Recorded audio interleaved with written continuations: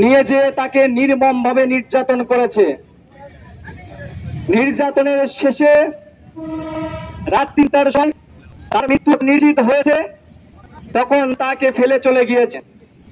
সংগ্রামী বন্ধুরা, আপনারা জানেন আবরার ফাহাদ ছিলেন একজন মেধাবী শিক্ষার্থী, একজন দেশপ্রেমিক এবং বাংলাদেশে একটি সম্পদ। বাংলাদেশের সম্পদ মেধাকে শূন্য করার জন্য আমাদের পাশের রাষ্ট্র ভারত আমাদের মেধাবী ছাত্র ভাইদেরকে সুকৌশলে ষড়যন্ত্র করে একের পর এক হত্যা করেছে। তারই কৌশল হিসেবে আবরার ফাহাদকে হত্যা করেছে।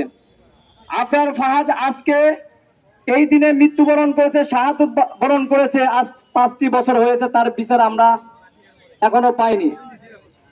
এবং এই 15টি বছর যে নির্যাতন করেছে, প্রতিটি ক্যাম্পাসে ছাত্রলীগের ক্যাডার সন্ত্রাস অস্ত্র বাহিনী দিয়ে প্রত্যেকটি ক্যাম্পাসকে নষ্ট করেছে। শিক্ষার পরিবেশ, শিক্ষার মান থেকে শুরু করে, পরীক্ষা থেকে শুরু করে এমন কোনো জায়গা নাই, টেন্ডারবাজি থেকে শুরু করে জায়গাগুলো নষ্ট বাদ রেখেছে।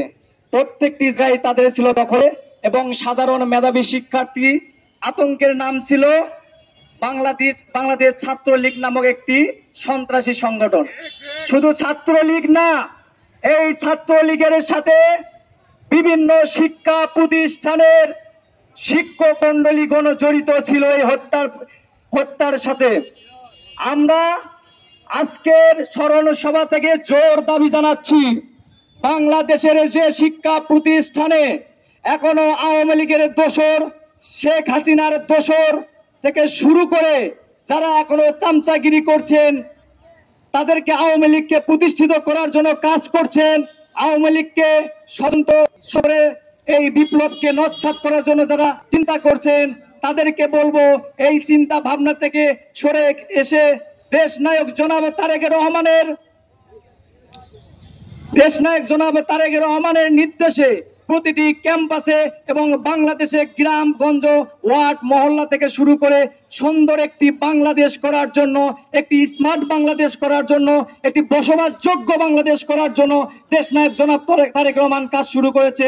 আমরা আমাদের ছাত্র দলের সাংগঠনিক অভিভাবক জনাব তারেক রহমানের নির্দেশে আমরা প্রতিটি এলাকায় এবং ক্যাম্পাসে একটি সন্ত্রাস মুক্ত, একটি সুন্দর শিক্ষা পরিবেশ বান্ধব মুক্ত একটি ক্যাম্পাস গঠন করার জন্য আমাদের ছাত্র দল কাজ করবে। এই আশাবাদ ব্যক্ত করে আমি আমার বক্তব্য এইখানে শেষ করছি। সবাইকে ধন্যবাদ জানাচ্ছি এবং আজকের প্রোগ্রাম এখানে সমাপ্ত ঘোষণা করছি। শহীদ জিয়া অমর হোক, দেশ নেত্রী বেগম খালেদা জিয়া জিন্দাবাদ, তারুণ্যের অহংকার জনাব তারেক রহমান জিন্দাবাদ।